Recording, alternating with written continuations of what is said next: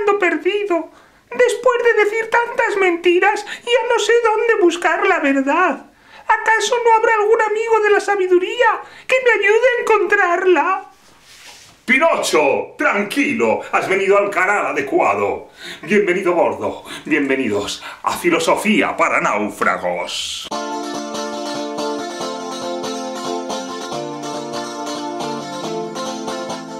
Amigos de Filosofía para Náufragos, bienvenidos. Siempre sois bienvenidos. Siempre sois bienvenidos. Sí, Pinochín, siempre son bienvenidos. Hoy vamos a hablar de Darwin, del darwinismo, del evolucionismo, de la eugenesia, del eslabón perdido, de todo lo que se nos antoje. Pero antes tengo que aclarar por qué vamos a abordar estos temas que aparentemente tienen un origen científico. Y es que la filosofía, en su indagación por la verdad, no descarta ningún campo del saber que pueda ser fecundo.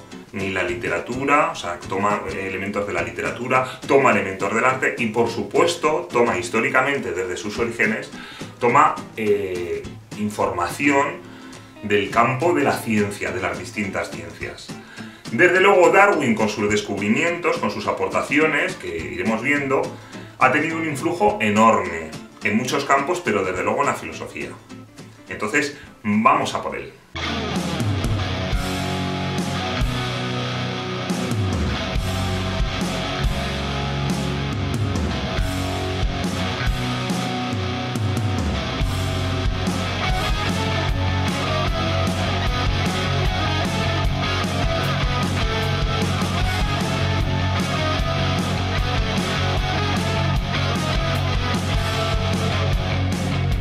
La filosofía griega arranca preguntándose por el cambio. Luego, en el núcleo del pensamiento filosófico está la cuestión de que las cosas cambian. Hasta tal punto es así que un pensador llamado Anaximandro, natural de Mileto, dijo que los seres vivos procedían del agua, de lo húmedo en concreto. Entonces, al principio tenían una especie de costra espinosa, que una vez que se rompe esa costra, esta es la explicación de Anaximandro, pues van surgiendo distintos seres vivos. Los propios hombres procederíamos de los peces, que al pasar del húmedo a lo seco, pues como les pasa a las renacuajos, pues nos empezaron a salir brazos y piernas, con una suerte de evolución, en concepción griega, hasta ser los hombres que conocemos hoy en día. Es decir, Anaximandro se adelanta ya a esta cuestión, pero sin una base científica realmente, y ahí queda el tema de Anaximandro, como una erudición curiosa. Básicamente los centollos serían nuestros primos. Damos un salto espacio-temporal hasta finales del siglo XVIII y primeros del XIX, donde un señor llamado Lamarck afirma que los seres vivos se van adaptando al entorno y, en función de sus necesidades, van desarrollando los distintos órganos. Es decir, la función produce el órgano. Así, por ejemplo, los elefantes habían desarrollado la trompa para poder llegar a las ramas altas, pues van desarrollándolo en función de que van estirando sus narices más y más y más para alcanzar esas ramas, y llega un momento en que desarrollan la trompa. Y esos caracteres, esos elementos que han conseguido desarrollar, se heredan de padres a hijos. Este es un primer atisbo de lo que sería la evolución y la adaptación al medio. Lo que pasa es que la experiencia nos muestra que, por ejemplo, unos padres que entrenan mucho, se ponen muy cachas, no por eso necesariamente tienen unos hijos que son muy cachas. Por esos mismos años, un señor que va a ser muy influyente, llamado Malthus, publica su Ensayo sobre la población, que es un estudio sociológico-histórico, según el cual la población crece geométricamente, mientras que los recursos alimenticios, fundamentalmente, crecen en una progresión aritmética, por lo cual se produce escasez y con ello un exceso de población, que se resuelve mediante las guerras, las enfermedades y las hambrunas. Por ello él propone una abstinencia sexual voluntaria para que no se incremente la población. El tiempo ha demostrado que estas previsiones no eran reales, puesto que en zonas con alta densidad demográfica se ha sido capaz de producir alimentos hasta el punto de que hoy día la obesidad es un problema impensable en tiempos de Malthus. Pero, pese a todo, sus doctrinas y su pensamiento sigue teniendo una vigencia muy grande.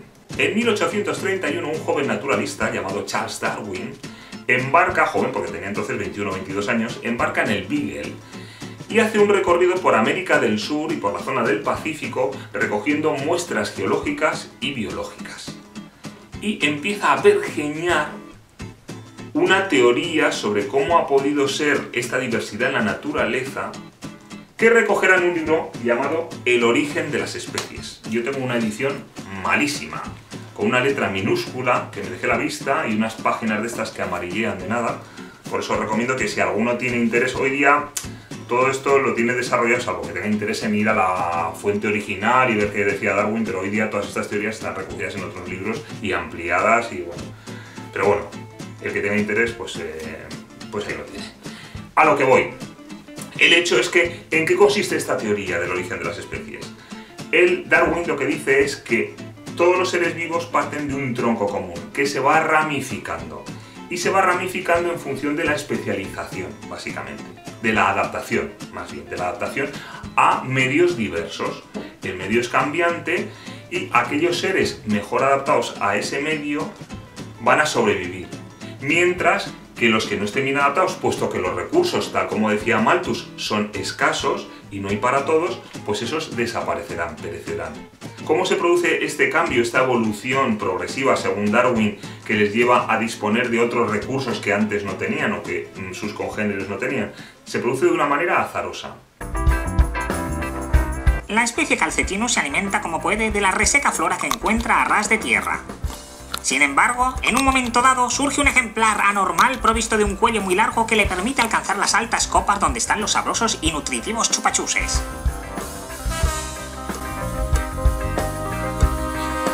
Gracias a ello, el cuello largo y sus descendientes sobreviven vigorosos, mientras que el viejo Calcetinus, debido a su incapacidad para las alturas, acaba por perecer, dejando un olor a quesos indescriptible. Bueno. La palmao. La naturaleza es cambiante, y en estos cambios los individuos más aptos perduran y se multiplican, mientras que los que no lo son, sucumben. Esto es lo que se conoce con el nombre de selección natural.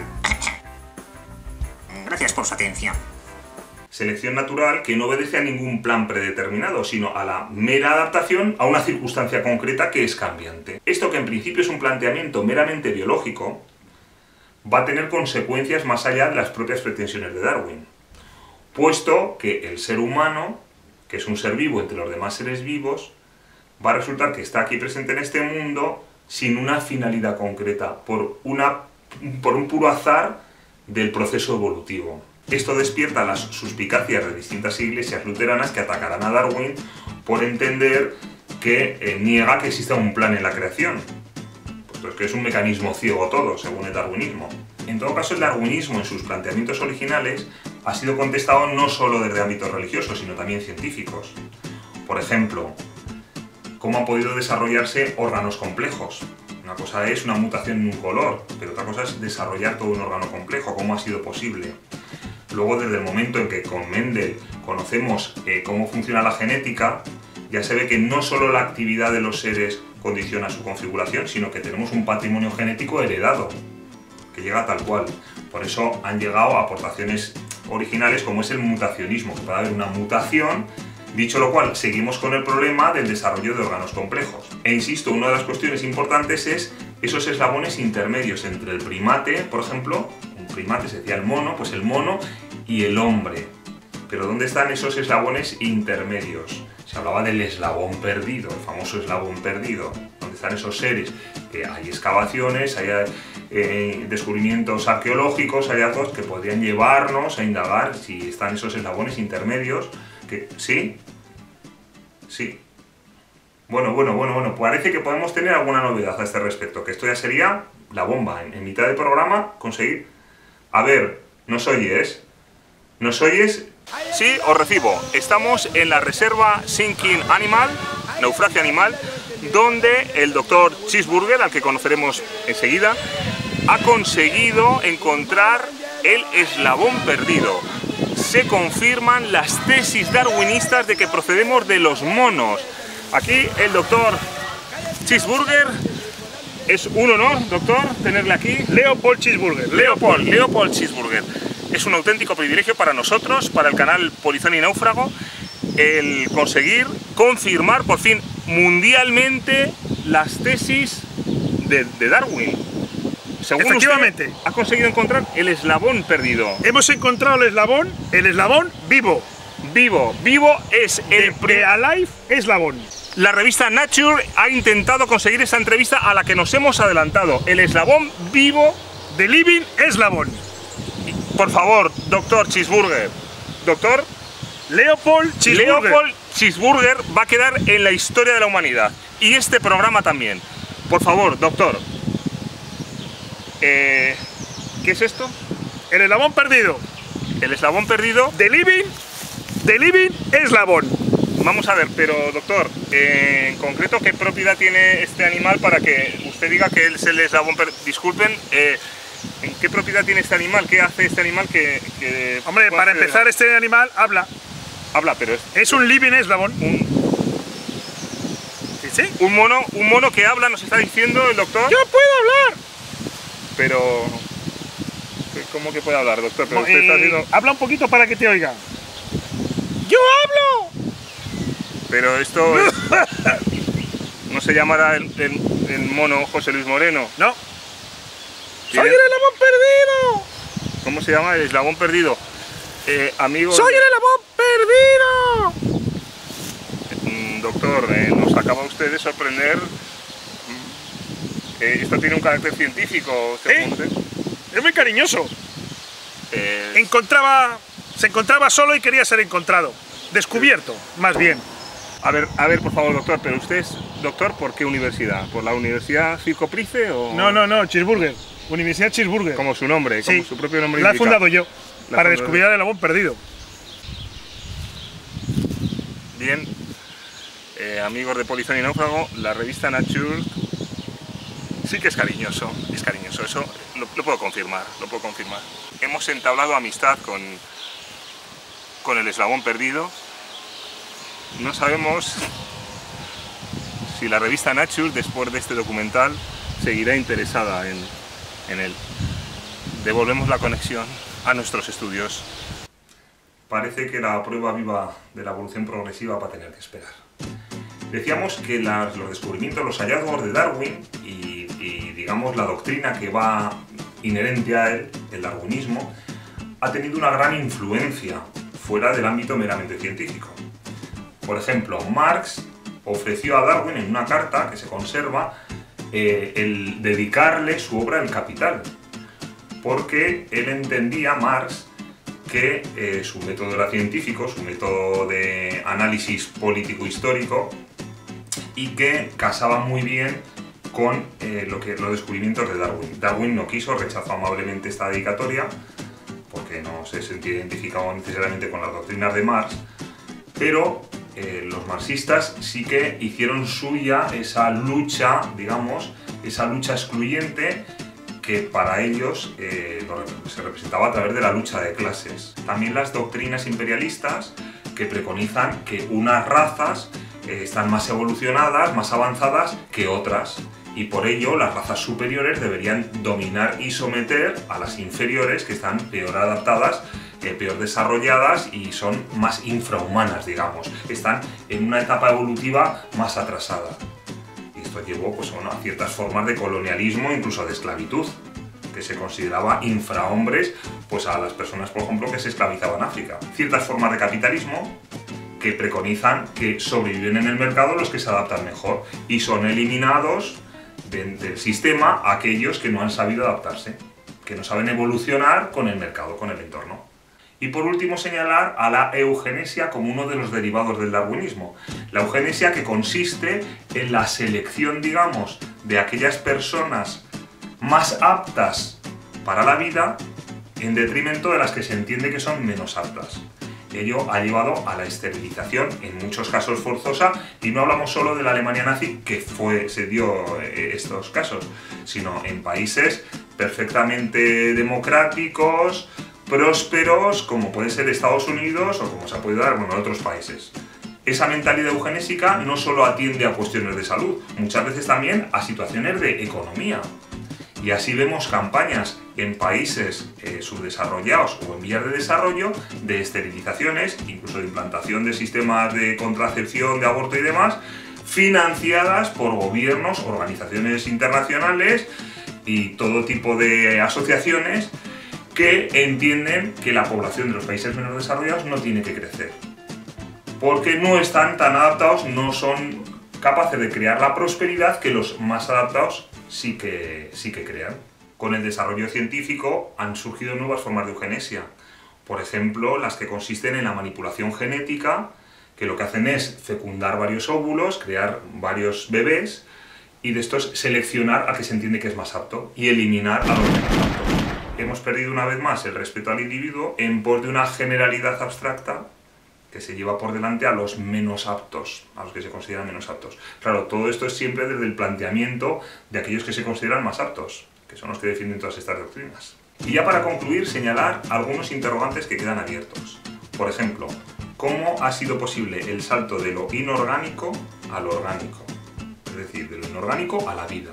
Louis Pasteur en el siglo XIX ya demostró que todo ser vivo procede de otro ser vivo, y que no es posible la generación espontánea, que de lo inorgánico surja la vida. Entonces, esa interrogante queda abierto.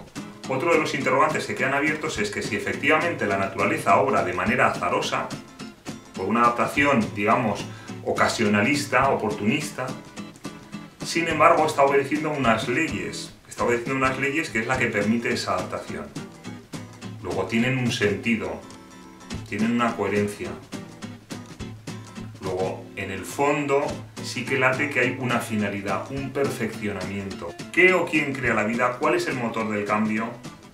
¿Por qué tenemos un código moral grabado dentro de nosotros que nos hace distinguir lo bueno de lo malo y no simplemente la oportunidad? Son cuestiones que Pinochín va a tener que seguir indagando. Pinochín, no te cargues a Pepito Grillo, porque si no, no te vas a enterar de nada. Despídete, Pinochín. Hasta la próxima, polizones. Muy bien. Hasta la próxima, Pinochín. ¡Ay! ¡No me dejes solo! Hemos encontrado el eslabón vivo. Vivo es el pre-alive eslabón. De Alice. Para polizón y náufrago. Por favor, doctor. Por favor. Usted.